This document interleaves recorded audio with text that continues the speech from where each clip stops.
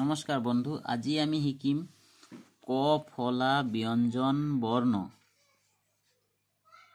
ক, খ, গ, ঘ, ঙ। প্ৰথম চ, দ্বিতীয় ছ, বৰ্গীয় ঝ, ঞ, মুনিয়া ট, মুনিয়া ঠ, মুনিয়া ড, মুনিয়া ঢ, মূৰ্ধন্য ণ। দন্ত্য ত, দন্ত্য থ, দন্ত্য দ, দন্ত্য ধ, দন্ত্য ন।